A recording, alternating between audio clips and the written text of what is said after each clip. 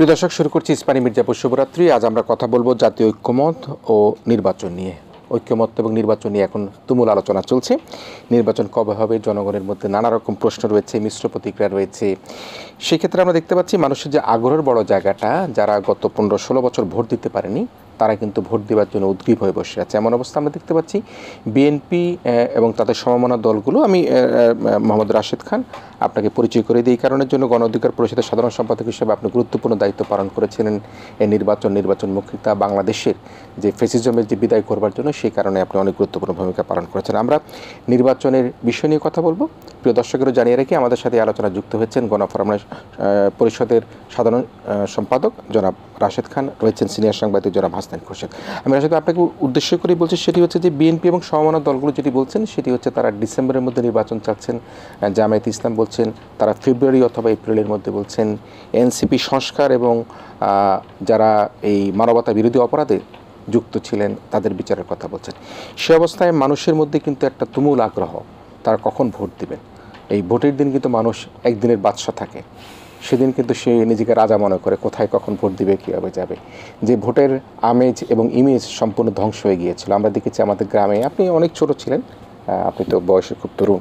আমরা ছোটোবেলায় দেখেছি আমাদের গ্রামের মধ্যে যখন ভোটের সময় আসতো, এই প্রত্যেকটি চায়ের দোকানে মুড়ি, মুরকি, মিঠাই, চা তুমুল একটা মনে করেন যে আলাপ আলোচনার মধ্যে ছিল, সেটি কিন্তু নষ্ট হয়ে গিয়েছে। সেই ভোট উৎসব আমরা কবে দেখবো, আপনার প্রত্যাশা কি? ধন্যবাদ সবাইকে, গণ অধিকার পরিষদের পক্ষ থেকে শুভেচ্ছা। দেখেন, আমরা যে লড়াই সংগ্রামটা হাসিনার বিরুদ্ধে করেছি তার মূল উদ্দেশ্য ছিল নির্বাচন এবং ভোটাধিকার। আমরা কিন্তু হাসিনার সময়ে পাতানো নির্বাচন দেখেছি। 18 সালের যে নিশিরাতের নির্বাচন, 14 সালের পাতানো নির্বাচন, 24 সালের ডামি নির্বাচন। মানুষ কিন্তু, বাংলাদেশের জনগণ যেটি হয়েছে যে ভোট না দিতে দিতে এক ধরনের অভ্যস্ততা চলে এসেছে। এখন আসলে অনেক সময় নির্বাচন বা ভোটের কথা শুনলেই মানুষ এক ধরনের বিরক্ত প্রকাশ করছে। যেমন অন্তর্বর্তীকালীন সরকারকে কেউ চাচ্ছে 5 বছর থাকুক, কেউ চাচ্ছে যে আনলিমিটেড থাকুক, কেউ চাচ্ছে না দ্রুত সময়ের মধ্যে বিদায় নিক। এ ধরনের মিশ্র প্রতিক্রিয়া আমরা দেখছি। অন্তর্বর্তীকালীন সরকারেরও বোঝা উচিত যে আসলে নির্বাচনটা একটি দেশের জন্য খুবই গুরুত্বপূর্ণ। কারণ নির্বাচন না থাকলে যেটি হয় যে ফ্যাসিজমের আখড়া তৈরি হয়। হাসিনা যে ফ্যাসিবাদ কায়েম করেছিল, তো সেই জায়গা থেকে আমার যেটি মনে হয় যে সচেতন মানুষ, যারা রাজনীতি বোঝে, দেশ সম্পর্কে যারা ভাবে, যারা আসলে ওই জিনিসটা উপলব্ধি করতে পারে যে নির্বাচন না হলে কি সমস্যা সংকট তৈরি হয়, তারা মূলত চায় যে যত দ্রুত সম্ভব গণহত্যার বিচার, রাষ্ট্র সংস্কার, একটি জাতীয় নাগরিক সনদ বা জুলাই সনদ যেটি হোক না কেন, সে ধরনের একটি সনদে সবার স্বাক্ষর থাকবে, যাতে করে পরবর্তীতে যেই ক্ষমতা আসুক না কেন তিনি সেই জাতীয় সনদ বাস্তবায়ন করতে বাধ্য থাকেন। এরপরে প্রধান উপদেষ্টা ঘোষিত ডিসেম্বরের মধ্যে ইলেকশন। এখন আমি একটুখানি থামিয়ে, সিনিয়র সাংবাদিক হাসান খোরশেদ রয়েছেন, আপনি শুনছেন কিন্তু, এবং শুনছেন, আমরা আপনার প্রতিক্রিয়া শুনবো। আমরা রাশিদ খানের কাছ থেকে শুনছিলাম, জি আপনি বলবেন। জি, তো ডিসেম্বরের মধ্যে ইলেকশন, বিশেষ করে আমাদের দল গণ অধিকার পরিষদের পক্ষ থেকে আমরা বলেছি যে ডিসেম্বর আসলে ইলেকশনের একটি উপযুক্ত সময়। সরকারের পক্ষ থেকে যেটি বিভিন্ন সময় ইঙ্গিত দেওয়া হয়েছে যে কখনো এপ্রিলের কথা বলা হয়েছে, কখনো জুনের কথা। দেখেন, এপ্রিলে এসএসসি পরীক্ষা চলে। এই পরীক্ষার মাঝে আসলে যারা নির্বাচনমুখী দলগুলো এবং প্রার্থী যারা থাকে তারা কিন্তু ওই ধরনের প্রস্তুতি নিতে পারে না। কারণ প্রতিদিন 2-1 দিন পর পরীক্ষা, এক ধরনের শিক্ষার্থীদের বিরক্ত করা, এটি কিন্তু ঠিক হবে না। এবং এপ্রিল কিন্তু প্রচণ্ড গরমের সময়। আমি নিজেও আমার জেলা ঝিনাইদহতে হরিণাকুণ্ড উপজেলা একটি প্রোগ্রাম করেছি। সেখানে প্রচণ্ড গরমের কারণে মানুষ কিন্তু চেয়ারে বসতে পারেনি, অনেকে খুব কষ্ট পেয়েছে। আমার উপলব্ধির জায়গাটা ওইখান থেকে আরও বেশি হয়েছে যে এপ্রিল আসলে কোনোভাবেই আপনার নির্বাচনের প্রস্তুতি বা প্রার্থীদের প্রস্তুতি বা আপনার জনসভা করা অথবা ভোট দেওয়ার সময় না। তার মানে এপ্রিলে ইলেকশন করা যায় না। এবং জুনে দেখেন যে ওই সময় ঝড় তুফান, ওই সময়কার যে বৃষ্টি বাদলা, রাস্তাঘাট কর্দমুক্ত থাকে, ওই সময় আসলে ভোট কোনোভাবেই সম্ভবপর নয়। তার মানে এপ্রিল বা আপনার জুনে ইলেকশনটা আসলে করলে সেই ইলেকশন আমি মনে করি যে একটি ভুল ইলেকশন হবে। কারণ ওই সময় মানুষ আসলে ভোট দিতে যেতে পারবে না, গরমের মধ্যে যেমন এপ্রিলে পারবে না, ঠিক একইভাবে আপনার কোনোভাবে আসলে সেই জুনে বৃষ্টির মধ্যে পারবে না। এরপরে আসি আপনার ফেব্রুয়ারি মাসে আমাদের দেশে ঈদ হবে। সুতরাং ওই ফেব্রুয়ারি মাসে আসলে রমজান ঈদ এর মধ্যে আসলে ইলেকশন করা সম্ভবপর নয়। সুতরাং সেই জায়গা থেকে আমরা মনে করি যে অবশ্যই ডিসেম্বর যেহেতু আমাদের বিজয়ের মাস, এই ডিসেম্বর মাসেই যদি ইলেকশনের আয়োজনটা করা হয় সেটি সবার জন্য ভালো হবে। দেখেন ইতিমধ্যে বিএনপি বলেন অন্যান্য অধিকাংশ দলের পক্ষ থেকে প্রধান উপদেষ্টাকে বলা হয়েছে যে ডিসেম্বরের মধ্যে ইলেকশনটা আয়োজন করেন। সব থেকে ভালো হতো যে 5 আগস্ট শেখ হাসিনার পতন হয়েছে, সুতরাং পরবর্তী বছরের 5 আগস্ট ইলেকশনের আয়োজন করা। যেহেতু সরকার বলছে যে আসলে 5 আগস্ট সম্ভবপর হবে না এই বছরের মধ্যে, তো ঠিক আছে, যেহেতু আমাদের 71 এবং 24 দুটাই আসলে আমাদের জন্য গুরুত্বপূর্ণ, যেহেতু আমরা ওইটাকে প্রথম স্বাধীনতা বলছি আর 24 আমাদের দ্বিতীয় স্বাধীনতা বলছি, সুতরাং আমরা বিজয়ের মাসে আমরা একটা তারিখ নির্ধারণ করে আমরা সেদিন ইলেকশন করি না, সমস্যা কি? সরকারের জায়গা থেকে সরকার যদি মনে করে যে না আমরা ইলেকশন নিয়ে অনিশ্চয়তা সৃষ্টি করব, আমরা ইলেকশন নিয়ে তালবাহানা করব, তামাশা সৃষ্টি করব, তাহলে দেশের কিন্তু সংকট বাড়বে, দেশের সমস্যা বাড়বে। এবং রাজনৈতিক দলগুলো যখন দেখবে যে সরকার আসলে তফসিল দিচ্ছে না, তখন তারা আন্দোলনমুখী হয়ে পড়বে।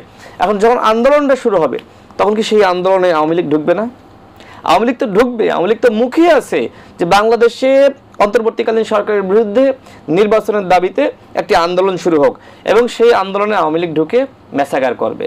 গণহত্যা তারা একবার চালিয়েছে এবং আন্দোলনে ঢুকে তারা নিজেরা পরিকল্পিতভাবে বিভিন্ন ষড়যন্ত্র করবে এবং দেশ অস্থিতিশীল হয়ে যাবে। তখন কি হবে? তখন কি অন্তর্বর্তীকালীন সরকার কি ভালো থাকতে পারবে? তারা যদি মনে করে যে আমরা আনলিমিটেড থাকবো, তাহলে আমি বলবো ফখরুদ্দিন মঈনুদ্দিনের দিকে একটু তাকান। তারাও চেয়েছিল আনলিমিটেড, এই বাংলাদেশে আসাদ চেয়েছিল, এই বাংলাদেশে হাসিনা চেয়েছিল। সুতরাং আনলিমিটেড বা আনপ্লান্ড কোনো কিছু ভালো না। অন্তর্বর্তীকালীন সরকার যে সমস্যাটা আসলে সৃষ্টি করছে সেটি হলো তারা একটি রোডম্যাপ প্রকাশ করছে না। আমরা বলছি ঠিক আছে, আপনার যদি 2-1 মাস বেশি লাগে আপনি বলেন যে এই কারণে আমার 2-1 মাস বেশি লাগবে, কিন্তু আপনি বলছেন যে ডিসেম্বর ইলেকশন হতে পারে, জুনে হতে পারে। এটি কোন ধরনের কথা? এই কথা তো আসলে কোনোভাবেই বিশ্বাসযোগ্য না। আপনি তো পরবর্তীতে বলতেও পারেন যে না জুনে পারতেছি না, এই সমস্যা এই কারণে পারতেছি না, আমি আরো পরবর্তী বছরের ডিসেম্বরে।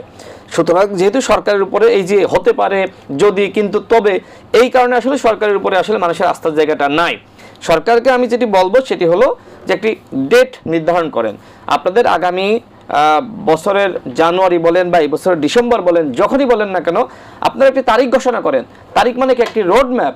সেই রোড ম্যাপ যদি প্রকাশ করেন, আপনাদের 2 মাসের প্ল্যান কি, 6 মাসের প্ল্যান কি, আপনারা আগামী 3 মাসের মধ্যে তো রাষ্ট্র সংস্কারের প্রস্তাবনা আমরা যা দিয়েছি, বিএনপি যা দিয়েছে, বিভিন্ন দল যা দিয়েছে, এই যে জাতীয় ঐক্যমত কমিশন, তারা তো সকল দলের সাথে বৈঠক করছে।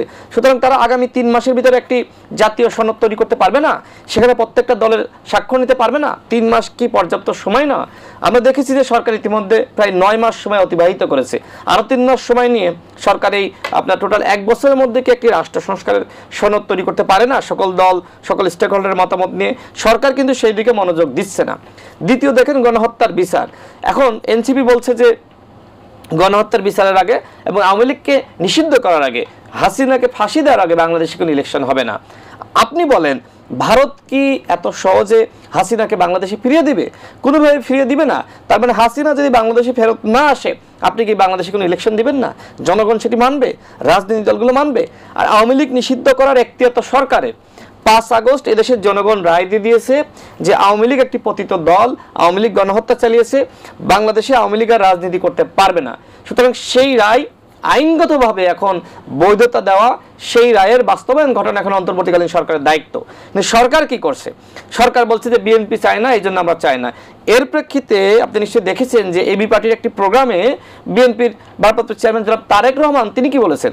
তিনি বলেছেন যে গত 8 মাসে সরকার রাজনীতিতে আওয়ামী লীগকে অপ্রাসঙ্গিক করার জন্য কি কি উদ্যোগ নিয়েছে আমরা সেটি জানতে চাই। এখন আমার প্রশ্ন হলো যে রাজনীতিতে একটি দলকে অপ্রাসঙ্গিক করা মানে কি? অবশ্যই আমি মনে করি নিষিদ্ধ করা, অবশ্যই আমি মনে করি তার বিরুদ্ধে ব্যবস্থা নেওয়া। আপনি দেখেন বিএনপির মহাসচিব মির্জা ফখরুল ইসলাম আলমগীর কিন্তু একই কথা বলেছে যে আমরা এটি একটি ভুল প্রপাগান্ডা ছড়ানো হচ্ছে, আমরা আওয়ামী লীগকে নিষিদ্ধ চাই না, এই কথাটি সত্য নয়।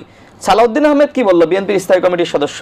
তিনি বলেছেন যে সাংগঠনিকভাবে আওয়ামী লীগের বিরুদ্ধে আওয়ামী লীগের বিরুদ্ধে সাংগঠনিক গণহত্যার বিচারটা করতে হবে, অর্থাৎ সংগঠনের বিরুদ্ধে বিচার করার ব্যবস্থা থাকতে হবে। দেখেন যে একটি খসড়া আমাদের আন্তর্জাতিক অপরাধ ট্রাইব্যুনাল তৈরি করেছিল, সেখানে সংগঠন হিসেবে গণহত্যার দায়ে বিচার করার কথা উল্লেখ করা ছিল। পরবর্তীতে ক্যাবিনেট মিটিংয়ে আমরা দেখলাম যে সেই লাইনটা বাদ দিয়ে দেওয়া হলো। কেন? তার মানে কি? তার মানে অন্তর্বর্তীকালীন সরকার আওয়ামী লীগকে নিষিদ্ধ করছে না। মানে আওয়ামী লীগকে নিষিদ্ধ করবে না বা আওয়ামী লীগ নিষিদ্ধ হচ্ছে না এই দায় দিয়ে আপনি ইলেকশনটা পিছাবে, নেতৃত্ব হতে পারে না। আপনার সরকার, এই যে এই সরকার তো এনসিপির সরকার, যে উপদেষ্টারা রয়েছে এদের প্রত্যেককে কিন্তু এনসিপি নিয়োগ দিয়েছে। প্রধান উপদেষ্টা নিজে স্বীকার করেছে যে আমাদের নিয়োগ দিয়েছে ছাত্ররা। কোন ছাত্ররা? আসিফ, নাহিদ, মাহফুজ, এই ছাত্ররাই তো নিয়োগ দিয়েছে। এবং এই পুরো তালিকা কিন্তু আসিফ মাহমুদ এবং আপনার নাহিদ ইসলাম, মাহফুজ আলম, আদিব আরিফ তাদের তৈরি করা। আমরাও কিন্তু জানি, আমাদেরকে বলেছে ভাই আমরা অমুক অমুককে নিয়োগ দিচ্ছি, আমাদেরকে এতটুকু বলেছে। কিন্তু আমাদের কাছ থেকে কারোর পরামর্শ চাইনি যে ভাই আপনারা 2টা নাম দেন, 3টা নাম দেন। এই জন্যই আমরা জানি বলেই বলছি যে এই পুরো উপদেষ্টা পরিষদ এনসিপির উপদেষ্টা পরিষদ। তা আপনাদের উপদেষ্টা পরিষদকে বলেন না যে আগামীকাল আওয়ামী লীগকে নিষিদ্ধ করতে। আওয়ামী লীগকে নিষিদ্ধ করার এখন একমাত্র উপায়, সেটি হলো আগামীকাল প্রধান উপদেষ্টা প্রত্যেকটা দলকে ডাকবে, একটি জাতীয় সংলাপের আয়োজন করবে এবং সেই সংলাপ হবে স্পেসিফিক শুধুমাত্র আওয়ামী লীগকে নিষিদ্ধ করার দাবিতে। আমি মনে করি বিএনপি বলেন, জামাত বলেন, গণ অধিকার পরিষদ বলেন, এনসিপি বলেন, কোনো একটি দল বলতে পারবে না যে আওয়ামী লীগকে নিষিদ্ধ করা যাবে না। প্রত্যেকটা দল চায় আওয়ামী লীগকে নিষিদ্ধ করা হোক, কিন্তু উদ্যোগ তো সরকারকে নিতে হবে। সরকার কেন উদ্যোগ নিচ্ছে না? তার মানে কি এর জন্য দায়ী সরকার। সুতরাং এনসিপিকে আমি বলবো যে আপনি সরকারকে ধরেন, আপনার সরকার আপনি ধরেন, বলেন যে আপনারা যারা আওয়ামী লীগকে নিষিদ্ধ চান না তারা পদত্যাগ করেন। আমাদের স্পষ্ট দাবি। সর্বশেষ যেটি বলি, গণ অধিকার পরিষদ চাই আপনার প্রথমত গণহত্যার বিচার এবং আওয়ামী লীগকে নিষিদ্ধ করা, দ্বিতীয়ত ঐক্যমতের ভিত্তিতে রাষ্ট্র সংস্কার এবং সেই ঐক্যমতের রাষ্ট্র সংস্কারের একটি জাতীয় সনদ যেখানে প্রত্যেকটা দলের স্বাক্ষর থাকবে, যাতে করে পরবর্তীতে যেই ক্ষমতায় আসুক না কেন তিনি কোনোভাবেই ওই জাতীয় সনদ বা জুলাই সনদ তিনি ভায়োলেট করতে পারবেন না, অর্থাৎ রাষ্ট্র সংস্কারে বাধ্য থাকবেন। অন্যথায় তার ক্ষমতা অবৈধ বলে বিবেচিত হবে, যেটি ওইখানে উল্লেখ করা থাকবে। এই জন্যই বলছি স্বাক্ষর। তৃতীয়ত ডিসেম্বরের মধ্যে ইলেকশনের আয়োজন করা, এবং কেন ডিসেম্বর ইলেকশন প্রয়োজন তার ব্যাখ্যা আমি কিন্তু জানিয়েছি যে এপ্রিলে ইলেকশন করা যায় না, ফেব্রুয়ারিতেও রমজান ঈদ তখন ইলেকশন করা যায় না, এছাড়া আপনার জানুয়ারি একদমই আসলে বছরের প্রথম মাস, তখন আসলে ইলেকশন করা যায় না। সুতরাং ডিসেম্বর এটা আসলে ইলেকশন করার জন্য একটি পারফেক্ট সময়।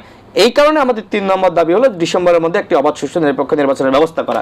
যারা বলছে যে রাজনৈতিক দলগুলো সংস্কার চায় না, গণহত্যার বিচার চায় না, আওয়ামী লীগের নিষিদ্ধ চায় না, শুধুমাত্র নির্বাচন করছে, এরা আসলে দেশকে একটি সংকটের মধ্যে নিয়ে যাচ্ছে। এরা আসলে আরেকটি 1-11 গঠন করার স্বপ্ন দেখছে, কিন্তু 1-11 যারা গঠন করতে চাইবে তাদের পরিণতি হবে ফখরুদ্দিন মইনুদ্দিনের মতো। জি নিশ্চয়ই। হাসান খুরশিদ ভাই নিশ্চয়ই শুনছিলেন, এবং আমি একটু জানিয়ে রাখি হাসান খুরশিদ ভাই কিন্তু টেলিভিশনের একজন খুব জ্যেষ্ঠ সাংবাদিক, এবং তার সাংবাদিকতার এবং রাজনীতির অনেক চড়াই উতরাই আপনি দেখে এসছেন, এবং সে কারণে মইনুদ্দিন ফখরুদ্দিন সাহেবের কথা বলল, এবং যেভাবে আমাদের তরুণ মোহাম্মদ রাশেদ খান যেভাবে বললেন যে এপ্রিল নির্বাচন হলে কী হতে পারে, আমাদের প্রচণ্ড গরম থাকবে, এসএসসি পরীক্ষা থাকবে, মাইকিং করা, মিছিল করা, মিটিং করা একটা বড় চ্যালেঞ্জ হবে, ফেব্রুয়ারিতে রোজা এবং ঈদের একটা চ্যালেঞ্জ থাকছে। সে কারণে তিনিও বলছেন যে ডিসেম্বরে নির্বাচন হওয়া দরকার। আমি যেটি উল্লেখযোগ্যভাবে তিনি বলবার চেষ্টা করছেন জনাব রাশেদ খান, যেটি তারেক রহমান সাহেব এবি পার্টির একটা মিটিংয়ে বলেছেন, সেখানে তিনি বলেছেন, ওনার কথা থেকে আমি আবার একটু উদ্ধৃতি দিচ্ছি, বিএনপি জনগণের ভোটে সংসদ ও সরকার প্রতিষ্ঠার দাবি জানিয়েছে, অথচ কিছুদিন ধরে সুকৌশলে এমন একটি আবহ তৈরির অপচেষ্টা চলছে, জনাব তারেক রহমান সাহেব বলেছেন যেন নির্বাচন দাবি করাটাই একটা অপরাধ হয়ে দাঁড়িয়েছে। তো আপনি নির্বাচন কবে হওয়া দরকার, এই যে ঐক্যমত্য নির্বাচন, জাতীয় নির্বাচন, স্থানীয় নির্বাচন, আপনার বিশ্লেষণ কি? বিষয়টা হচ্ছে যে নির্বাচন ছাড়া তো গণতন্ত্রে যাওয়ার কোনো পথ নেই। আমরা বাংলাদেশকে গণতান্ত্রিক বাংলাদেশ হিসেবে দেখতে চাই, এবং গণতান্ত্রিক বাংলাদেশের জন্যই এত আন্দোলন। গত 15-16 বছর শেখ হাসিনার শাসনামলে গণতন্ত্র ছিল না, গণতন্ত্র ছিল না বলেই ফ্যাসিজম কায়েম হয়েছে, গণতন্ত্র ছিল না বলেই আসলে সত্যিকার অর্থে কোনো নির্বাচন হয়নি। লোক দেখানো নির্বাচনের যে প্রহসনগুলো হয়েছে এর কোনোটাই তো আসলে নির্বাচন না। তো আমরা নির্বাচনের ভিতর দিয়ে গণতান্ত্রিক উত্তরণ দেখতে চাই, এবং সেটা দ্রুততম সময়ের মধ্যেই দেখতে চাই। এবং এটা আমরা প্রথম থেকেই বলছিলাম যে যেদিন মানে 8ই আগস্ট প্রফেসর ইউনূস দায়িত্ব নিলেন, তারপর থেকে আসলে আমাদের সবারই আকাঙ্ক্ষা ছিল যে অবশ্যই সংস্কার করতে হবে, গণহত্যার বিচার করতে হবে, রাষ্ট্র সংস্কার করতে হবে, এবং দ্রুত নির্বাচনের মধ্য দিয়ে গণতন্ত্রের উত্তরণ ঘটাতে হবে। সেই প্রক্রিয়ায় অনর্থকই সময় নষ্ট হচ্ছে বলে আমরা মনে করছি যে এত সময় লাগার কোনো কারণ নেই। যে এবং প্রথম থেকে আসলে একটা নির্দিষ্ট পরিকল্পনা আমরা জাতির সামনে দেখিনি। আমাদের সামনে যদি একটা সরকারের পক্ষ থেকে একটা পরিকল্পনা দেওয়া হতো যে আমরা এই একের পর এক এই প্রক্রিয়ার ভিতর দিয়ে আমরা নির্বাচনে যাব, সেরকম কোনো রোডম্যাপ বলি বা একটা পরিকল্পনা বলি সে ধরনের কোনো কিছু আসলে কখনোই এই সরকার উপস্থাপন করেনি, যে কারণে একটা অস্পষ্টতা তৈরি হয়েছে সরকার আসলে কি চায়। কারণ প্রথম থেকেই সরকার কখনোই বলেনি সরকার কি করতে চায়। সংস্কার কমিশন করলো, সংস্কার কমিশন 11টা সংস্কার কমিশন এবং এত সব এজেন্ডা, এইগুলো আসলে র্যাপ আপ করাও তো একটা কঠিন জিনিস। তারপরও যে জাতীয় ঐক্যমত্য কমিশন করে যেভাবে একটা পর্যায়ে আনার চেষ্টা হচ্ছে, যে জুলাই চার্টার তৈরি করার সবার সর্বসম্মতির ভেতর দিয়ে জুলাই চার্টার করার চেষ্টা হচ্ছে, সেই চেষ্টাটা ভালো। কিন্তু এইটা খুব বাস্তবতা যে প্রফেসর ইউনূসও বারবার বলেছেন যে সব বিষয়ে সবাই ঐক্যমত্যে আসতে পারবে না, সেটা মেনে নিতে হবে আসলে সবার, যে সব বিষয়ে সবাই ঐক্যমত্যে আসতে পারবে না, সম্ভবই না। কারণ প্রত্যেকের যার যার নিজস্ব দলীয় অবস্থান আছে, রাজনৈতিক অবস্থান আছে, সব বিষয়ে একমত হবে এটা হবে না। যে সমস্ত বিষয়ে একমত হবে সেগুলো দ্রুত বাস্তবায়ন হবে, যে সমস্ত বিষয়ে একমত হবে না সেটা পরবর্তী সংসদের জন্য রেখে দেবে, পরবর্তী সংসদে আলোচনা করে হবে। তো এটা নিয়ে এত সময় ক্ষেপণের আসলে কিছু নেই। এখন যে পর্যায়ে ঐক্যমত্য কমিশনের আলোচনা এসে দাঁড়িয়েছে, সেখান থেকে প্রথম আজকেই আলী রিয়াজ সাহেব বলছিলেন যে 15 মের মধ্যে প্রথম পর্যায়ের আলোচনা শেষ হবে এবং তারপর আসলে দ্বিতীয় পর্যায়ে গিয়ে আবার আলোচনা হবে। কিন্তু এখন আসলে আলোচনা একটা গুটিয়ে আনার বিষয়। আপনি এত 11টা কমিশন সবগুলো অবশ্যই যেতে আসেন, মূল 5টা কমিশন নিয়ে আলোচনা হচ্ছে। তো এবং কমিশনগুলোর মধ্যে যা প্রস্তাব এসছে তার মধ্যে সংবিধান সংশোধন থেকে শুরু করে সংবিধানের রাষ্ট্রীয় মূলনীতি পরিবর্তন থেকে শুরু করে অনেক ডিটেইল প্রস্তাব এসছে। এত কিছু আসলে এইভাবে কতটা সম্ভব আমি জানি না। কিন্তু যেগুলোতে ঐক্যমত্য হবে সেগুলো দ্রুত বাস্তবায়নের দিকে যাওয়া, যেগুলো ঐক্যমত্য হবে না সেগুলো পরবর্তী সংসদে এইভাবে করে এগিয়ে দিতে হবে। আমি মনে করি যে নির্বাচন ডিসেম্বরের মধ্যেই হওয়া উচিত এবং ডিসেম্বরের পরে যাওয়ার কোনো কারণ নেই। যদিও প্রফেসর ইউনূস বারবার বলেছেন যে ডিসেম্বর থেকে জুনের মধ্যে হবে। জুনের মধ্যে রাশিদ খান অলরেডি ব্যাখ্যা করেছেন যে ফেব্রুয়ারিতে রোজা শুরু হবে, 17-18 তারিখের দিকে, রোজার পরে ঈদের পরে এসএসসি পরীক্ষা, এদিকে বর্ষা চলে আসবে। আসলে এই সময়টা কখনোই সম্ভবই না। সো ডিসেম্বর, প্রথম থেকে আমরা ডিসেম্বরের কথা বলে আসছিলাম, যে আমি ব্যক্তিগতভাবে প্রথম থেকে ডিসেম্বরের কথা বলছিলাম যে ডিসেম্বরের মধ্যে হওয়া উচিত এবং ডিসেম্বর ক্রস করার কোনো কারণ নেই।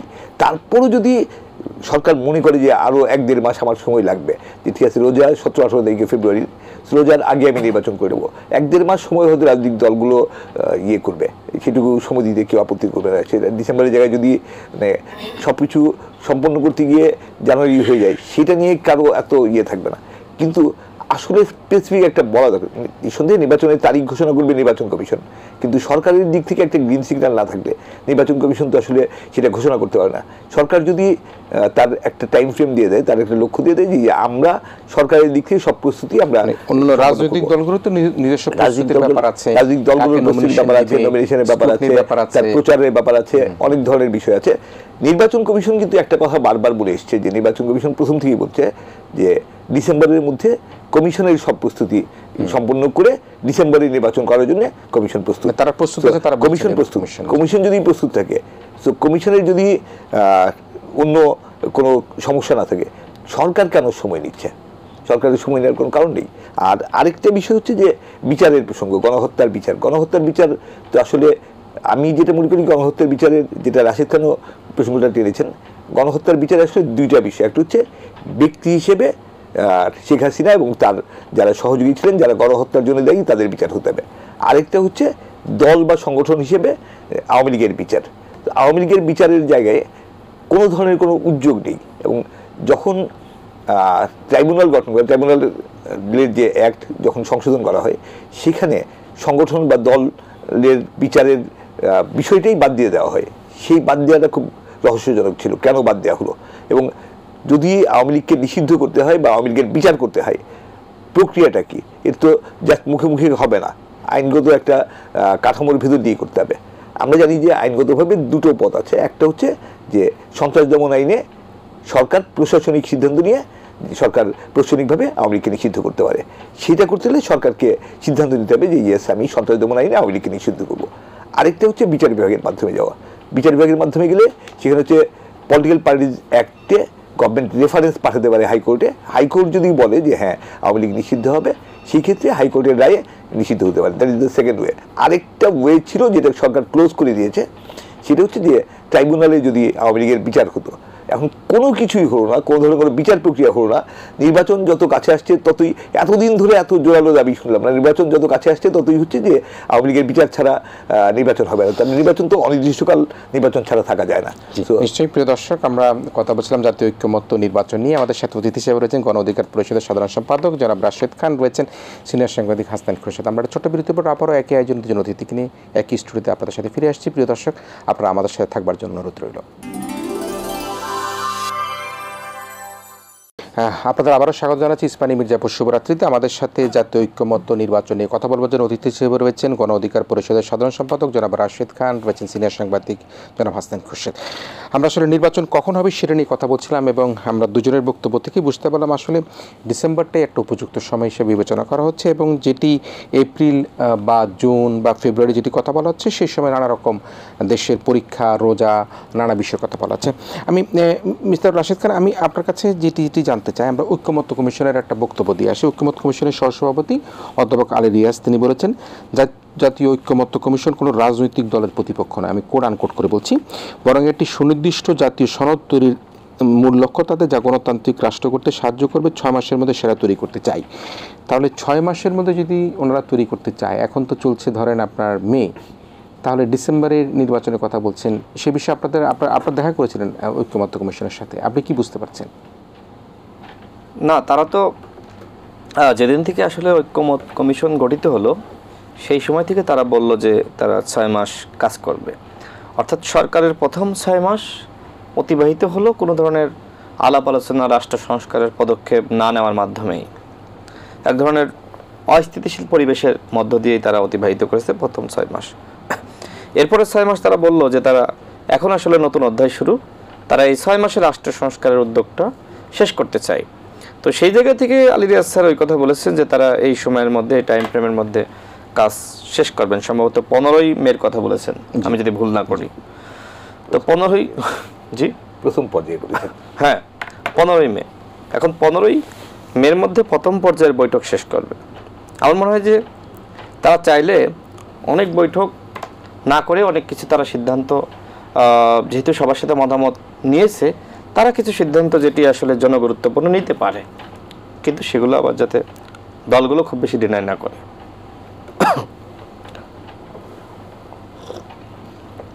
যাই হোক, যেটি বলছিলাম যে আলী রিয়াজ স্যার একজন পজিটিভ মানুষ, তাকে আমরা চিনি।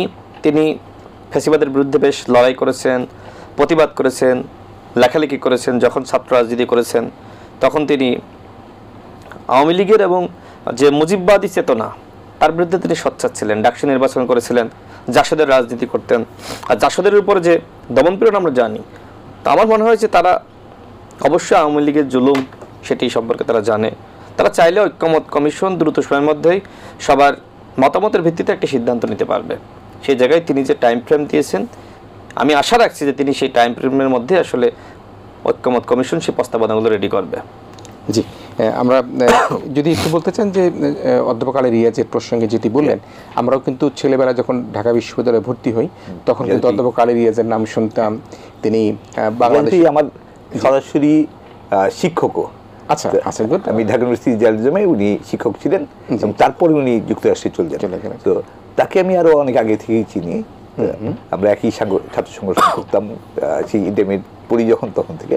তো উনি খুব পজিটিভ মানুষ এবং আমরা আশা করি যে তিনি যেহেতু দায়িত্ব নিয়েছেন, তিনি খুব দ্রুত ঐক্যমত্যে আনার চেষ্টা করবেন এবং এইটা গণতন্ত্রের বিরুদ্ধে যায় এমন কোনো কিছু এই কমিশনের হাত থেকে হবে না, এটা আমরা খুব আশা করি। এবং নির্বাচন বিলম্বিত করা কিন্তু গণতন্ত্রের বিপরীতে যাওয়া। তো গণতন্ত্রের পথে যত দ্রুত দেশকে এগিয়ে নিয়ে যাবে সেদিকে তিনি কাজ করবেন এবং তার কমিশন কাজ করবেন, সেটা আমরা আশা করি। জি, আমি একটু আবার নির্বাচন প্রসঙ্গে ফিরে আসছি। অধ্যাপক প্রফেসর ডক্টর ইউনূস তিনি বলেছেন ইতিহাসের সর্বোচ্চ নির্বাচন দিবেন তিনি আশা করেছেন। এটি গণতান্ত্রিক যাত্রার একটা মাইল ফলক হিসাবে বিবেচিত হবে, তাই আশাবাদ। আপনি কিছুক্ষণ আগে বলছিলেন যে নির্বাচন কমিশন কিন্তু ডিসেম্বরের মধ্যে নির্বাচনের জন্য প্রস্তুত আছে। তারা বলছেন, নির্বাচন কমিশন থেকে বলা হচ্ছে যে একটি অবাধ, সুষ্ঠু, নিরপেক্ষ, সুন্দর নির্বাচন করতে তারা প্রতিজ্ঞাবদ্ধ। যে কথাটাই নির্বাচন কমিশনের প্রধান নির্বাচন কমিশনার সাহেব বলেছেন, এবারে ভোট রাতে হওয়ার কোনো সুযোগ নেই। তো আমরা দিনের ভোট রাতে হয়ে যাওয়া, আমি ডামির ভোট বা কোনো ভোটবিহীন আমরা 163টি আসনে নির্বাচিত। তো এইবারের ভোটটি নিয়ে কিন্তু জাতির অনেক প্রত্যাশা। আপনারা যেহেতু নির্বাচন করছেন, নির্বাচনমুখী দল, প্রথমবারের মতো আপনারা নির্বাচন করবেন, আপনারা কি মনে করেন যে যেটি নির্বাচন কমিশনের পক্ষ থেকে আশাবাদ ব্যক্ত করা হচ্ছে দিনের ভোট রাতে হবে না বা জোর করে ভোট না হবে না, সেটি কি সম্ভব?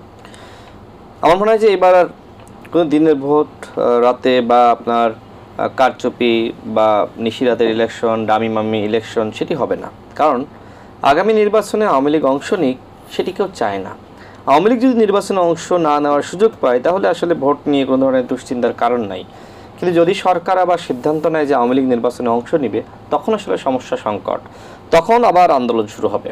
কারণ আওয়ামী লীগ যে দলটিকে জনগণ এইভাবে আপনার পরাজিত করলো, যে দলটি গণহত্যা চালালো, জনগণের প্রতিরোধের মুখে যে দলটি আসলে পালালো, সেই দল আবার ইলেকশনে অংশ নেবে। দেখেন আমাদের প্রধান উপদেষ্টা তিনি বলেছেন যে আগামী নির্বাচনে আওয়ামী লীগ অংশ নিবে কি নিবে না সেটি আওয়ামী লীগের দলীয় সিদ্ধান্ত। বাট আমরা মনে করি দলগতভাবে আওয়ামী লীগের সিদ্ধান্ত নিতে পারে না, বরং সরকার সিদ্ধান্ত নেবে। সরকারের সিদ্ধান্ত কি হওয়া দরকার? সরকারের সিদ্ধান্ত রাজনৈতিক দলগুলো যা চায়, জনগণ যা চায়, মানুষ যা চায়, সেই সিদ্ধান্ত সরকারকে নিতে হবে। জনগণ ইতিমধ্যে রায় দিয়েছে, আওয়ামী লীগকে পরাজিত করেছে। জনগণ রায় দিয়েছে বাংলার মাটিতে আওয়ামী লীগ আর রাজনীতি করতে পারবে না। সুতরাং সরকারের উচিত হবে, যেটি ভাই বললেন যে সন্ত্রাস দমন আইনে এবং বিচার বিভাগের মাধ্যমে, অর্থাৎ হাইকোর্টের মাধ্যমে, আর একটি ট্রাইব্যুনালের মাধ্যমে। আর আমি যেটি অ্যাড করবো সেটি হলো রাজনৈতিক ঐক্যমতের মাধ্যমে।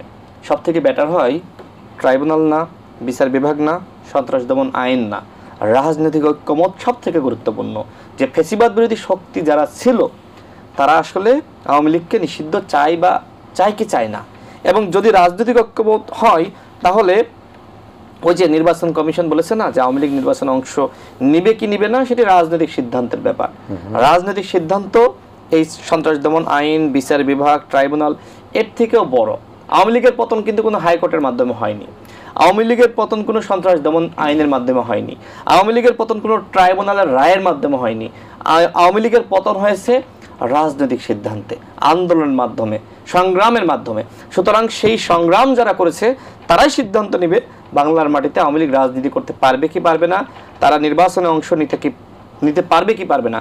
প্রধান উপদেষ্টা যে কথা বলেছেন এটি আসলে তিনি কেন বললেন, আমার কাছে যেটি মনে হয় তিনি আসলে অধিকাংশ সময় বিদেশে কাটিয়েছেন। তার সাথে আমেরিকা, ইউরোপ, জাতিসংঘের খুব ভালো সম্পর্ক। জাতিসংঘ কি চাই দেখেন, তারা একটি প্রতিবেদন দিয়েছে যে আওয়ামী লীগ মানবতা বিরোধী অপরাধ করেছে, গণহত্যা শব্দ উল্লেখ করেনি, এবং তারা বলেছে যে তারপরেও আওয়ামী লীগকে নিষিদ্ধ করা যাবে না। তার মানে ওই জাতিসংঘের প্রতিবেদনের বিরুদ্ধে গিয়ে প্রধান উপদেষ্টা আওয়ামী লীগকে নিষিদ্ধ করবে না।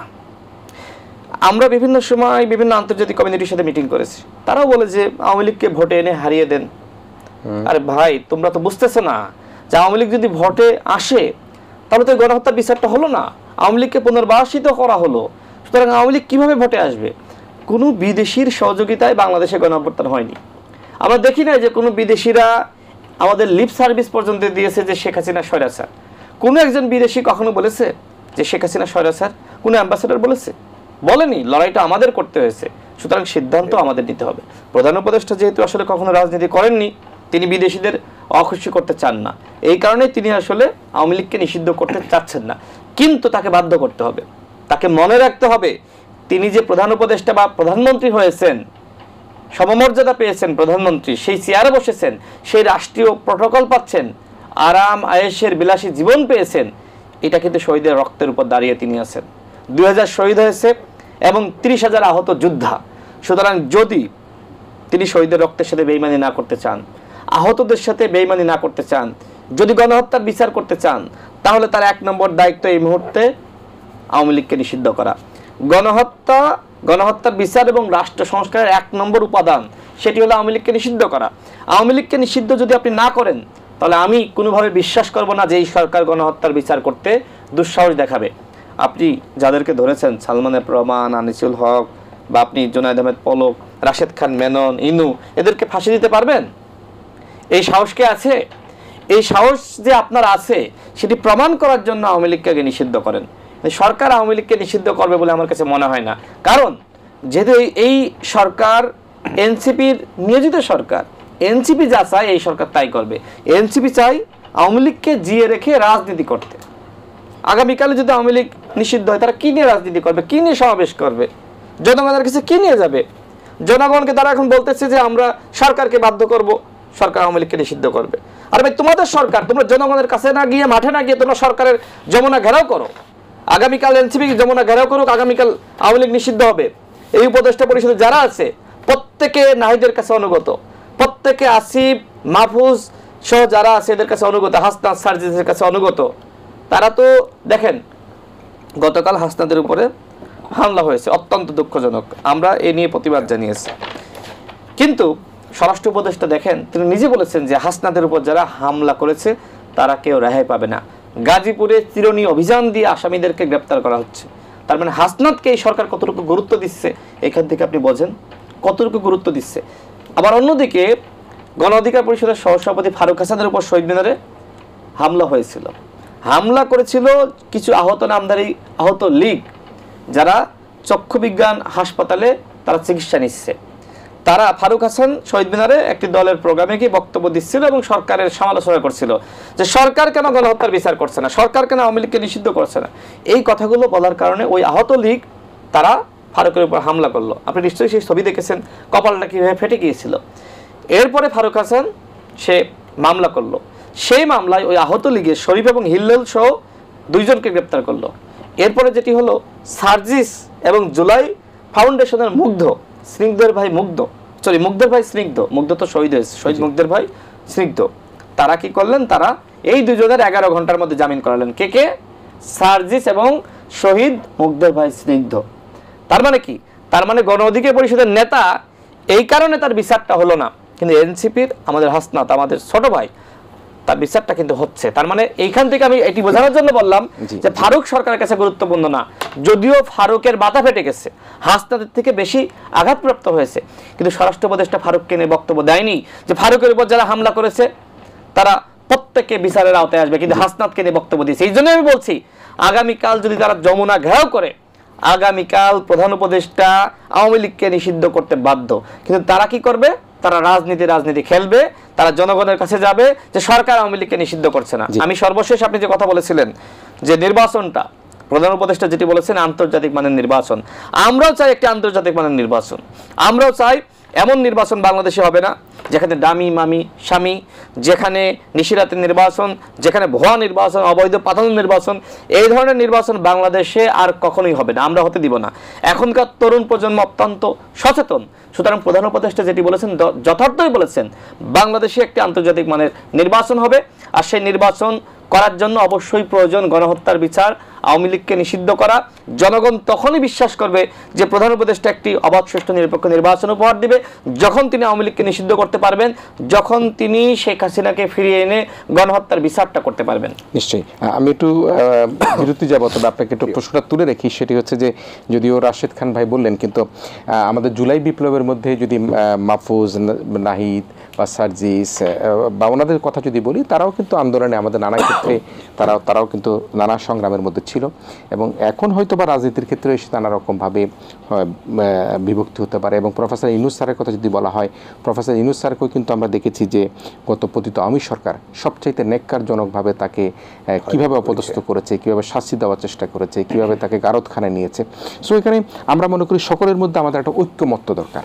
এটা রাশেদ ভাইদের মধ্যে, এনসিপির মধ্যে, বিএনপির মধ্যে, জামাত ইসলামের মধ্যে সে ঐক্যমতের প্রত্যাশা করছি। এই প্রশ্নটা তুলে রাখলাম আপনার জন্য। আমরা বিরতি নিচ্ছি। প্রিয় দর্শক, আমরা ইস্পানি মির্জা শিবরাত্রিতে বিরতি নিচ্ছি। ছোট্টটা বিরতির পর আবারও একই আয়োজনের দুজন অতিথিকে অল্প কিছুক্ষণের মধ্যে আমরা ফিরে আসবো।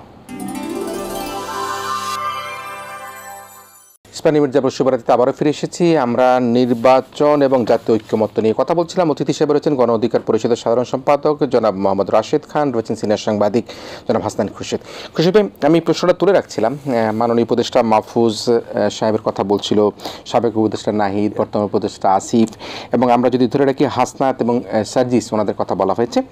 একই সাথে প্রফেসর ডক্টর ইউনূস, এনারা প্রত্যেকেই কিন্তু গত ফ্যাসিস্ট সরকারের আমলে বিশেষ করে শেষের দিকে এসে আমাদের তরুণ যে উপদেষ্টারা বা যারা এনসিপির সাথে আছেন তারা কিন্তু নানাভাবে নির্যাতিত হয়েছেন, নানা প্রোগ্রাম শিফট করেছেন। সেখানে গণ অধিকার পরিষদ অবশ্যই সেখানে ছিলেন, তারাই তো এই কোটা আন্দোলনের সূচনাটা করেছিলেন।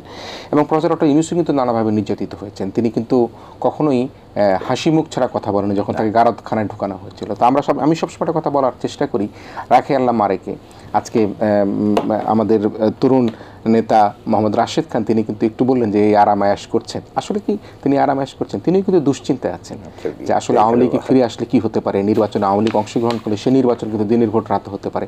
আপনার সব মিলিয়ে আপনার শেষ বিশ্লেষণ কি?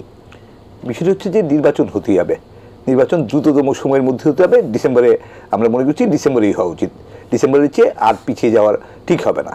যদিও ডিসেম্বর থেকে জুনের কথা বলেছেন প্রফেসর ইউনূস বারবারই, কিন্তু আমরা মনে করি ডিসেম্বর নির্বাচনের জন্য সবচেয়ে যথার্থ সময়। এখন নির্বাচনের আগে যে বিষয়গুলো নিশ্চিত করা, একটা হচ্ছে যে গণহত্যার বিচার। গণহত্যার বিচারের জন্য বিচারটা কার? বিচার হবে শেখ হাসিনা এবং তার সহযোগী যারা যারা গণহত্যার নির্দেশ দিয়েছে, গণহত্যার ঘটিয়েছে, তাদের বিচার হতে হবে। আরেকটা হচ্ছে যে দল হিসেবে আওয়ামী লীগের বিচার হতে হবে। আওয়ামী লীগ বিচারের পাশাপাশি আওয়ামী লীগ নিষিদ্ধের একটা প্রসঙ্গ এসছে। নিষিদ্ধ করার একটা আইনগত প্রক্রিয়া লাগবে। নিষিদ্ধ তো মুখে বললেই নিষিদ্ধ হয়ে যাবে না, আইনগত প্রক্রিয়ায় আইনগতভাবে সুযোগ আছে কিনা। আইনগতভাবে সুযোগ আছে। আমি একটু আগে বলছিলাম যে সন্ত্রাস দমন আইনে কিংবা হাইকোর্টের রেফারেন্স পাঠিয়ে নিষিদ্ধ করার সুযোগ আছে, কিন্তু সেটা কে করবে? সেটা করতে হবে সরকারকেই। এবং সরকার যখন সরকার যখন কিছু করছে না, এবং অলরেডি প্রায় 9 মাস চলে গেছে সরকার কিছুই করছে না, তখন সরকার অন্তত তার মানে হচ্ছে সরকার দায়িত্ব নিতে যাচ্ছে না। সরকার ঝুঁকি মনে করছে যে আওয়ামী লীগের বিরুদ্ধে কোনো পদক্ষেপ নেওয়া, সরকারের দিক থেকে পদক্ষেপ নেওয়াটা সরকারের জন্য ঝুঁকিপূর্ণ হতে পারে, সরকার যারা আছেন তাদের জন্য ঝুঁকিপূর্ণ হতে পারে, এই ধরনের একটা মনে হচ্ছে তাদের আচরণ দেখে। সো সরকার যদি এককভাবে সিদ্ধান্ত নিতে না চায়, রাশেদ খান খুব যথার্থই বলেছেন, আমরা আগেও বলছি, বারবারই বলছি যে সরকারের উচিত আওয়ামী লীগের ভবিষ্যৎ কী হবে সেটা ঠিক করার জন্য সর্বদলীয় বৈঠক ডাকা। যেরকম আমরা ঐক্যমত্য কমিশনে দেখেছি, কিংবা যখন চট্টগ্রামে চিন্ময় দাসের ঘটনার পরে সর্বদলীয় বৈঠক আমরা দেখেছি। সর্বদলীয় বৈঠক ডেকে সর্বসম্মতভাবে সিদ্ধান্ত নেয় যে আওয়ামী লীগের বিরুদ্ধে আওয়ামী লীগের ভবিষ্যতের বিষয়ে এই হচ্ছে আমাদের সর্বসম্মত সিদ্ধান্ত। সেই সিদ্ধান্ত যদি সন্ত্রাস দমন আইনে নিষিদ্ধ করার সিদ্ধান্ত হয়, সেটা সেই আইনে যাবে। সেই সিদ্ধান্ত যদি হয় যে ট্রাইব্যুনালের মাধ্যমে হবে, ট্রাইব্যুনালের মাধ্যমে হতে পারে। যদি হয় যে হাইকোর্টের মাধ্যমে হবে, তা হাইকোর্টের মাধ্যমে হবে। সেটা বাস্তবায়নের পদ্ধতি হচ্ছে এগুলো, কিন্তু আগে সিদ্ধান্তটা আসতে হবে, এবং সিদ্ধান্তটা সর্বসম্মত সব দলের নিয়ে সর্বদলীয় বৈঠক ডেকে সর্বসম্মত সিদ্ধান্তে পৌঁছাটা সবচেয়ে যৌক্তিক হবে। সেই জায়গাটায় সরকারের উদ্যোগ নিতে হবে। সরকার মাসের পর মাস বসে আছে, কোনো কিছুই করছে না। এই কিছু না করাটা ভয়ঙ্কর বিপদের কারণ হতে পারে, ঝুঁকির কারণ হতে পারে গণতন্ত্রের জন্য। এটা আর প্রলম্বিত করা কোনোভাবেই সরকারের ঠিক হবে না। আমরা আশা করি যে সরকার দ্রুত ব্যবস্থা নেবেন, পদক্ষেপ নেবেন। আর আরেকটা বিষয় হচ্ছে যে নির্বাচন মানেই গণতন্ত্র না, এটা আমরা বারবারই দেখেছি এবং পৃথিবীর সব জায়গায় আমরা দেখি যে নির্বাচনের পর যে সরকার বিজয়ী হবে, যে দল বিজয়ী হবে, সেই দল যাতে কখনোই অগণতান্ত্রিক হয়ে উঠতে না পারে, স্বৈরাচারী বা ফ্যাসিস্ট হয়ে উঠতে না পারে, সেটার জন্য আইনগত এবং সাংবিধানিকভাবে রাষ্ট্রের প্রতিষ্ঠানগুলোকে শক্তিশালী করার ভেতর দিয়ে, প্রতিষ্ঠান বলতে আইন বিভাগ, বিচার বিভাগ, কিংবা জাতীয় সংসদ, কিংবা অন্যান্য যে প্রশাসনিক যে দিকগুলো, পুলিশ প্রশাসন থেকে শুরু করে সিভিল ব্যুরোক্রেসি থেকে শুরু করে প্রত্যেকটা প্রতিষ্ঠানকে শক্তিশালী করার ভেতর দিয়ে রাষ্ট্রের কাঠামো এমনভাবে গড়ে তুলতে হবে যাতে কখনোই কোনো দল নির্বাচিত হয়ে অগণতান্ত্রিক হতে না পারে বা ফ্যাসিস্ট বা স্বৈরাচারী হতে না পারে। সেই কাঠামোটা গড়ে তুলতে হবে। সেটা করার জন্য অলরেডি 9 মাস চলে গেছে। সময় ক্ষেপণ করা হচ্ছে বারবার, কেন যাই না আমি? কারণ যেমন একটু আগে রাশেদ বলছিলেন যে কমিশন গঠন করে, সংস্কার কমিশন গঠন করে কমিশনের সুপারিশের ভিত্তিতে সংস্কারের উদ্যোগ নেওয়া হচ্ছে, কিন্তু কমিশন গঠন করতে 6 মাস লেগেছে। আগস্টে 8 তারিখে প্রফেসর ইউনূস দায়িত্ব নিলেন, তারপর প্রায় 6 মাস পরে গিয়ে কমিশন গঠন করা হলো। কমিশন গঠন করতে যখন 6 মাস লাগে, তখন তো মনে হচ্ছে কমিশনের সুপারিশ আসতে আরও 6 মাস লাগবে, সেই সুপারিশ বাস্তবায়ন করতে আরও 2 বছর লাগবে। এভাবে তো দেশ চলতে পারে না। সো স্বাভাবিকভাবেই কমিশন তো আসলে একদম প্রথম দিনই গঠন করা উচিত ছিল। 8 তারিখে 8ই আগস্ট শপথ নিয়ে প্রথম যে মন্ত্রিপরিষদ বৈঠক বা উপদেষ্টা পরিষদের বৈঠক, সেই বৈঠকেই কমিশন গঠনের সিদ্ধান্ত নিয়ে কমিশন করে ফেলা যেত। সো বারবারই বিভিন্ন কারণে, সময় ক্ষেপণের কারণে মানুষের মধ্যে এক ধরনের অনিশ্চয়তা, এক ধরনের দ্বিধা, সংশয়, সন্দেহ তৈরি হয়েছে যে নির্বাচন নিয়ে আসলে কোনো রকম টালবাহানা হচ্ছে কিনা। এবং সেক্ষেত্রে জনাব তারেক রহমান সাহেব, বিএনপির ভারপ্রাপ্ত চেয়ারম্যান, উনি খুব স্পষ্টভাবেই বলেছেন যে নির্বাচন প্রলম্বিত হতে পারে, নির্বাচন মানে এমন একটা পরিবেশ তৈরি করা হচ্ছে, নির্বাচনের দাবি করাটাই একটা অপরাধ, এরকম একটা পরিবেশ তৈরি করা হচ্ছে। আমি ওনার সাথে একদম পুরোপুরি একমত যে নির্বাচন একটা রাজনৈতিক দল, গণতান্ত্রিক রাজনৈতিক দল নির্বাচন চাইবে, এটাই খুব স্বাভাবিক, না চাওয়াটাই বরং অস্বাভাবিক। রাজনৈতিক দল নির্বাচনকে পিছিয়ে দিতে চায়, এটা খুব কোনোভাবেই কাঙ্ক্ষিত না। সবাই গণতন্ত্র চাই, সে কারণে আমরা নির্বাচন চাই, গণতন্ত্রের জন্য নির্বাচন অপরিহার্য। সো সেই কারণেই নির্বাচনের দিকে খুব দ্রুত যেতে হবে এবং সংস্কার, বিচার, আওয়ামী লীগের ভবিষ্যৎ নিয়ে সিদ্ধান্ত সব কিছুই করতে হবে, এবং সেটার জন্য 1 বছর অনেক সময়। এখন পর্যন্ত আপনি সিদ্ধান্ত নেবেন আওয়ামী লীগ নিষিদ্ধ করবেন কি করবেন না, কিন্তু সেটা যদি করতে হয় আইনগত যে প্রক্রিয়া, আপনি কোনো প্রক্রিয়াই নেবেন না, কোনো সূচনাই করবেন না। একটা প্রক্রিয়ার সূচনা করলে তারপর না হয় 1 মাস 2 মাস লাগে বা একটা নির্দিষ্ট সময় লাগে। এখন পর্যন্ত 9 মাস চলে গেল, আপনি কোনো ধরনের কোনো উদ্যোগ নিলেন না। তো আলটিমেটলি গিয়ে আপনি যদি লাস্ট মোমেন্টে গিয়ে বলেন যে না এখন আমি উদ্যোগ নিলাম, এখন আমি মামলা করলাম, মামলার রায় হতে আরো 6 মাস লাগবে বা মামলার প্রক্রিয়া, এটা তো হতে পারে না। জি, নিশ্চয়ই। আমরা আমি খুব দ্রুত বিষয়গুলো দেখতে চাই। জি হ্যাঁ, মিস্টার রাশেদ খান, আগে শেষ মুহূর্তের আলোচনা। আমরা জাতীয় ঐক্যমত্য সংস্কার, নির্বাচন, কখন নির্বাচন, জাতীয় নির্বাচন, স্থানীয় সরকার নির্বাচন, সব কিছু মিলে একটা মিশ্র প্রতিক্রিয়া আছে, এবং এনসিপির রাজনীতি, বিএনপি, আপনারা সবার রাজনীতি নিয়ে কিন্তু সকলের মধ্যে নিজেদের নিজস্ব আস্থা আছে। কিন্তু আমরা একটা জায়গায় কি আসতে পারি কি না, আমরা একটা রাজনৈতিক ঐক্যমত্য, এখন তো আওয়ামী লীগ কোনো ঐক্যমত্যের মধ্যে নেই, আমরা এখন জাতীয় ঐক্যমত্যের কথা বাদ রাখি, একটা রাজনৈতিক ঐক্যমত্যে কি আসা সম্ভব না? যে আজকে আপনারা আছেন, যারা বড় রাজনৈতিক দল, বিএনপি আছেন, জামায়াতে ইসলাম আছেন, এনসিপি আছেন, সবাই মিলে একটা ঐক্যমত্যের মধ্যে আপনারা নিজেরা কোনো আয়োজন করে বসে একটা সুরাহা করার কোনো সুযোগ হয় কিনা আপনাদের? ধন্যবাদ। আমরা তো এই প্রস্তাবই করেছি যে সব কিছু আলোচনা টেবিলে হতে হবে। সরকার আসলে টেবিলে আলোচনা না করে তারা কয়েকটি কমিশন গঠন করলো। সেই কমিশনগুলো করার ক্ষেত্রে অবশ্যই দলগুলোর মতামত নেওয়া দরকার ছিল। দেখেন, যদি কমিশন গঠনে ঐক্যমত হতো তাহলে কোনোভাবেই এই যে প্রস্তাবনায় ভিন্ন মত থাকতো না। যেহেতু কমিশন সরকার যাদেরকে নিয়ে গঠন করেছে তাদের অনেকের ব্যাপারেই কিন্তু বিভিন্ন দলের আপত্তি আছে, তারপরেও দেশ এবং জনগণের কল্যাণে সরকারের স্থিতিশীলতা এবং সরকারের যে সিদ্ধান্ত, সেই সিদ্ধান্তের প্রতি শ্রদ্ধা রেখে কেউ কিন্তু আপত্তি প্রকাশ করেনি। মনের ভিতরে ক্ষোভ, মনের ভিতরে চাপা দিয়েছে, কবর দিয়েছে। তো যাই হোক, যেহেতু কমিশন গঠনে ঐক্যমত হয়নি, কমিশনগুলো গণতান্ত্রিক হয়নি, কোনো দলের সাথে আলোচনা করে কমিশন গঠিত হয়নি, সুতরাং এই কমিশনের পক্ষে আসলে সবগুলো দলের মতামত ঐক্যমতে আনা কঠিন। তারপরেও সরকারের উচিত হবে সর্বশেষ একটি টেবিল আলোচনা করা 1 সপ্তাহব্যাপী। সেই টেবিলে প্রত্যেকটা রাজনৈতিক দল থাকবে, সরকারের উপদেষ্টারা থাকবে, ঐক্যমত কমিশনে যারা রয়েছে তারা থাকবেন। সেখানে আলাপ আলোচনা হবে, 1 to 1 আলোচনা, যে এইটা কি আপনারা চান? যদি ম্যাক্সিমাম বলে হ্যাঁ চাই, ওকে। এটা কি চান না? ম্যাক্সিমাম যদি বলে না, বাদ। যদি কোনো বিষয়ে কোনো দল মনে করে যে আমার মতামতের প্রতিফলন ঘটেনি, তাহলে ওই দল কি করবে? ওই দলকে গ্যাঞ্জাম লাগাবে? না, ওই দলের করার অনেক কিছু আছে।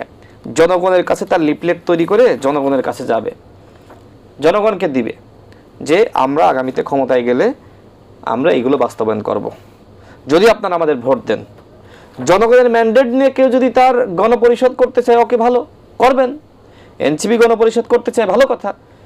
তাহলে জাতীয় নির্বাচন যতটুকু ঐক্যমত হলো আর যতটুকু ঐক্যমত হলো না, তাদের প্রস্তাবনা দাবিগুলো গৃহীত হলো না, তারা জনগণের কাছে যাবে যে আমরা আগামীতে ক্ষমতায় আসলে আমরা গণপরিষদ নির্বাচন করব, আমরা জাতীয় নির্বাচনের পরে নতুন সংবিধান তৈরির জন্য গণপরিষদ নির্বাচন করব। ওকে, সমাধান তো এটাই, এর বাইরে তো কোনো সমাধান নাই। সুতরাং যদি আমরা স্যাক্রিফাইস করি অনেক কিছু সম্ভব, কিন্তু আমরা যদি বাগড়া দিয়ে বসে থাকি যে আমার প্রস্তাব মানতেই হবে, অন্যথায় আমি এইটা মানবো না, আমি নির্বাচনে যাব না, যেটি ইতিমধ্যে তারা বলে ফেলিয়েছে যে এনসিপি সিদ্ধান্ত নেবে যে আগামী নির্বাচনে যাবে কি যাবে না। এইটা অগণতান্ত্রিক কথাবার্তা। এই কথাবার্তা অন্তত তাদের সরকার ক্ষমতায় তারা বলতে পারে না, বরং আমরা বলতে পারি। দেখেন, আমরা বলেছিলাম যে এই সরকারের, এটা তো বলা হয় জনগণের সরকার, সবার সরকার, আপনারা সরকার। না, ওই যে বললাম যে অভ্যুত্থানের সরকার, এটা আমরা মানি, কিন্তু অভ্যুত্থানের সরকার তো অভ্যুত্থানের সকল নায়কদের, সকল স্টেক হোল্ডারদের মতামত নিয়ে গৃহীত হয়নি, গঠিত হয়নি। এই সরকার এনসিপির নেতাদের মতামতের ভিত্তিতে গৃহীত হয়েছে। কারণ কি? কারণ এনসিপি যে গঠিত হবে এটা কি আপনি জানতেন, আমি জানতাম, তারা জানতো? আমরা কেউ জানতাম না। তাদের মনের ভিতরে যে স্বপ্ন ছিল তারা দল গঠন করবে, একটা দল যখন তারা গঠন করলো তখন তো তারা নিরপেক্ষ থাকলো না। যদি তারা দল না করতো তাহলে তারা ছিল নিরপেক্ষ, কিন্তু যেহেতু দল গঠন করেছে সেহেতু তারা নিরপেক্ষতা হারিয়েছে। এই কারণে আমরা মনে করি এখন ডক্টর মোহাম্মদ ইউনূস সহ অন্যান্য উপদেষ্টাদের নিরপেক্ষতার জন্য, সরকারের নিরপেক্ষতার জন্য এনসিপির যে দুজন সরাসরি ছাত্র উপদেষ্টা রয়েছে তাদের উচিত হবে পদত্যাগ করা, অন্য কোনো কারণ না। একমাত্র কারণ সরকারের নিরপেক্ষতা নিশ্চিত করা। এবং সরকার বিভিন্ন দপ্তর এবং সেক্টরে ছাত্র প্রতিনিধি রয়েছে, তাদেরকে পদত্যাগ করতে হবে। কারণ তারা একদিকে এনসিপির নেতা, অন্যদিকে ছাত্র প্রতিনিধি। স্বাস্থ্য মন্ত্রণালয়ের যে উপকমিটি রয়েছে সেখানে এনসিপির নেতা, আবার সে আপনার ওই যে স্বাস্থ্য, মানে একই সাথে দুই জায়গায় স্বাস্থ্য মন্ত্রণালয়ের দায়িত্ব পালন করছে। দেখেন, আমরা আরেকটা জিনিস লক্ষ্য করলাম যে জুলাই স্মৃতি ফাউন্ডেশনের যিনি আপনার সিইও সম্ভবত স্নিগ্ধ কি এনসিপির প্রোগ্রামে, দলীয় প্রোগ্রামে যেতে পারে? তিনি একটি সরকারি দায়িত্বে রয়েছেন, তিনি একটি সার্বজনীন জায়গায় রয়েছেন। আগামীকাল যদি তাকে আমরা ডাকি তিনি আসবেন? বা কেনই বা ডাকবো? এই যে এইভাবে চলতেছে ভাই, এইভাবে তো চলতে পারে না। আমরা মনে করি যে এনসিপির প্রোগ্রামে যাওয়ার পরে কোনোভাবেই শহীদ মুগ্ধের ভাই স্নিগ্ধ ওই চেয়ারে আর থাকতে পারে না। সার্জিস সাহেব কি বললো যে আমি এখন পার্টি করব, দল করব, এই জন্য আমি পদত্যাগ করেছি। সুতরাং এনসিপির পার্টি যদি বা ওই দল যদি করতে চায় স্নিগ্ধ সাহেব, তার উচিত পদত্যাগ করা।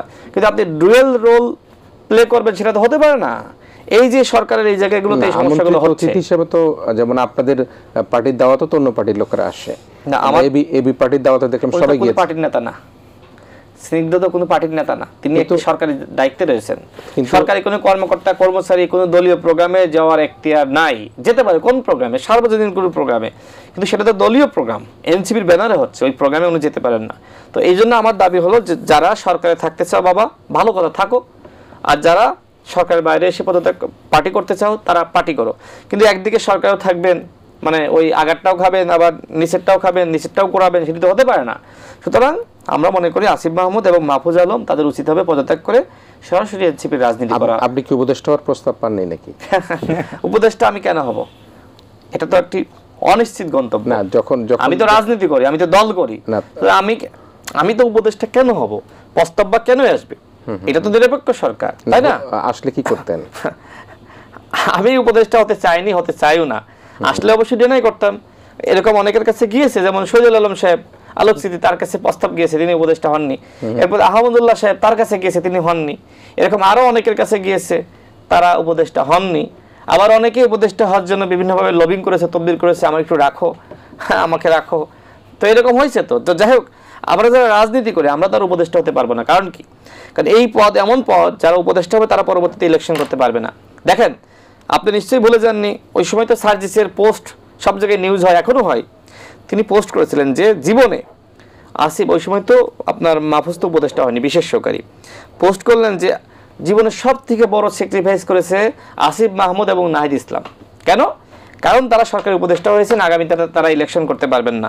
আমরা তো আগামীতে ইলেকশন করে এমপি মন্ত্রী হতে পারবো, কিন্তু এই ছেলেগুলো আগামী 5টা বছর তারা আর ইলেকশন করতে পারবে না। এমনকি আসিফের সাথে আমার কথা হয়েছিল, আসিফ আমাকে একই কথা বলেছিল যে আগামী ইলেকশনে তো আসলে আমরা যেতে পারবো না, যেহেতু উপদেষ্টা পরিষদে যাচ্ছি, তো সামাজিক সুনাগরিক হিসেবে, নাগরিক সমাজের প্রতিনিধি হিসেবে হয়তো কাজ করা লাগবে। তারা কি করলেন? যে নাহিদ ইসলামের উপর জনগণ দায়িত্ব দিয়েছিল গণমাধ্যমের সংস্কার করা।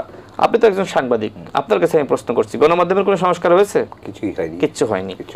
আপনিও তো সাংবাদিকতা করেন না, তারপরেও এই জগতের সাথে আছেন, আপনিও জানেন কিচ্ছু হয়নি, কোনো পরিবর্তন হয়নি। ম্যানেজমেন্টের না পরিবর্তন হয়েছে, নাকি গণমাধ্যমের কোনো নীতিমালা হয়েছে? যে নাহিদ ইসলাম গণমাধ্যমের ন্যূনতম নীতিমালা তার মেয়াদের 7 মাসে করতে পারেনি, যে নাহিদ ইসলাম প্রধান উপদেষ্টার পরে সব থেকে গুরুত্বপূর্ণ এবং ক্ষমতাধর উপদেষ্টা ছিল, তিনি আওয়ামী লীগকে নিষিদ্ধ করতে পারেননি, তিনি গণহত্যার বিচারের জন্য সঠিক পদক্ষেপ গ্রহণ করতে পারেননি, তিনি কিভাবে আগামীতে আপনার রাষ্ট্র সংস্কারের কমিটমেন্ট রক্ষা করবেন? তার তো কমিটমেন্ট ছিল যে তিনি ওই পদে গিয়ে অবশ্যই তিনি আওয়ামী লীগকে নিষিদ্ধ করবেন। এখন তিনি বাইরে এসে অনেক জোরে জোরে কথা বলছেন, গরম বক্তব্য দিচ্ছেন, চেয়ারে থেকে, সরকারের চেয়ারে থেকে কলমে সাইনেই তো কাজটি করতে পারতেন। এখন তিনি কেন মাঠে এসে মাঠ গরম করছেন? যে আমি বলেছি যে তারা এখন আওয়ামী লীগের মানে নিষিদ্ধ করার এই ইস্যু নিয়ে রাজনীতি করতে চায়, আওয়ামী লীগকে জিইয়ে রেখে রাজনীতি করতে চায়। আগামীকাল যদি আওয়ামী লীগের নিষিদ্ধ হয়ে যায়, এনসিপির কোনো রাজনীতি থাকে না। তারা জানে আওয়ামী লীগ যেমনিভাবে জামাত ইসলামকে নিয়ে রাজনীতি করেছে ওই 53 বছর ধরে স্বাধীনতার পর থেকে, এনসিপি আগামী 53 বছর আপনার এই আওয়ামী লীগকে নিয়ে রাজনীতি করতে চায়। এই সরকারের কোনো হ্যাডাম নাই, একজন উপদেষ্টার হ্যাডাম নাই যে তারা আওয়ামী লীগকে নিষিদ্ধ করবে। আর গণহত্যার বিচার কারে ফাঁসি দিবে? আর ভাই নিজেদেরই তো আপনার বিভিন্ন দুর্নীতি আমরা দেখতেছি, বিভিন্ন উপদেষ্টার দুর্নীতি আসতেছে না, উপদেষ্টার এপিএসদের দুর্নীতি আসতেছে না। সর্বশেষ আমি একটি বিষয়ে কথা বলে শেষ করব। দেখেন আজকে ইউরোপীয় ইউনিয়নের যিনি রাষ্ট্রদূত মিলার সাহেব, মাইকেল মিলার, তিনি কি করলেন? তিনি বললেন যে অন্তর্বর্তীকালীন সরকারের আমলেই রাষ্ট্র সংস্কার বাস্তবায়ন। দেখেন আমাদের দেশে বিদেশিরা বিভিন্ন সময় হস্তক্ষেপ করেছে, কোন বিদেশিরা বলে নাই যে শেখ হাসিনা স্বৈরাচার। এদেশের ছাত্ররা আবাবিল পাখির নাই এদেশের জনগণ নেমে এসে হাসিনাকে পরাজিত করেছে, পুলিশের বিরুদ্ধে ফাইট করেছে। সুতরাং আমি বিদেশিদেরকে বলবো, বাংলাদেশের সংস্কার, বাংলাদেশের রাজনীতি, বাংলাদেশের নির্বাচন নিয়ে দয়া করে কোনো মন্তব্য করবেন না। বাংলাদেশের জনগণ নির্ধারণ করবে, বাংলাদেশের রাজনৈতিক দলগুলো নির্ধারণ করবে যে আমাদের নির্বাচন কিভাবে হবে, সংস্কার কিভাবে হবে, বাস্তবায়ন কিভাবে হবে। বরং এই কথাগুলো তারা যদি বলে, বাংলাদেশ তার স্বাধীনতা, সার্বভৌমত্ব সবসময় হারাবে। মনে হবে যে বিদেশিরা বাংলাদেশের উপর হস্তক্ষেপ করছে। আমরা আমেরিকার হস্তক্ষেপ চাই না, আমরা চীনের চাই না, রাশিয়ার চাই না, ভারতের চাই না। বাংলাদেশ একটি স্বাধীন রাষ্ট্র হয়ে বাঁচতে চাই। এই জন্যই আমরা বলছি ভারত এবং পাকিস্তানের মধ্যে যুদ্ধ লাগলেও সেই যুদ্ধে আমরা তৃতীয় পক্ষ হয়ে কারোর পাশে দাঁড়াবো না, কারোর সাথে নিয়ে আমরা যুদ্ধ করব না, আমরা কারো পার্টি হব না। নিশ্চয়ই প্রিয় দর্শক, আমরা শুনছিলাম আলোচনার মধ্যে একটা সবচেয়ে বড় বিষয়, সেটি হচ্ছে যে বাংলাদেশের বড় রাজনৈতিক দল বিএনপি, জামায়াতে ইসলাম, আমরা যদি ছাত্রদের দল এনসিপির কথা বলে থাকি, বাম দলগুলির কথা বলে থাকি, এবি পার্টির কথা বলে থাকি, আমাদের তরুণ নেতা রাশেদ খান ভাইদের যে দল গণ অধিকার পরিষদের কথা বলে থাকি, আসলে সকলের মধ্যে একটা ঐক্যমত্য দরকার এবং আমরা সেই ঐক্যমতের প্রত্যাশাই করছি। আজকে এই যুদ্ধে যে আমরা জয়লাভ করেছি, সেই জয়লাভে কিন্তু প্রত্যেকই অংশীদার, প্রত্যেক স্টেক হোল্ডারেরই কিন্তু এখানে একটা ভূমিকা রয়েছে। ছাত্র কথা বলি, জনতার কথা বলি, শ্রমিকের কথা বলি, আজকে শ্রমজীবী মানুষের কথা বলি, ডাক্তার বলি, ইঞ্জিনিয়ার বলি, প্রত্যেকের একটা ভূমিকা আছে। সে কারণের জন্য আমরা মনে করি এই সকলে মিলে ঐক্যবদ্ধভাবে আমরা একটা গণতন্ত্রের অগ্রযাত্রায় বাংলাদেশকে এগিয়ে নিয়ে যাওয়ার প্রত্যাশা করে একটা নির্বাচনমুখী হিসাবে আমরা একটা রোডম্যাপের প্রত্যাশা করছি। আশা করি অতি শীঘ্র নির্বাচন হবে এবং সেই নির্বাচনের মধ্যে বাংলাদেশের গণতন্ত্র পুনঃপ্রতিষ্ঠা হবে। প্রিয় দর্শক, আপনারা তখন আমাদের সাথে ছিলেন, আপনাদের সবাইকে আমাদের আগামী অনুষ্ঠান দেখার আমন্ত্রণের মধ্যে দিয়ে আজকের মতো এখানেই শেষ করছি। আপনারা ভালো থাকবেন, সবাই মিলে ভীষণ ভালো থাকবেন।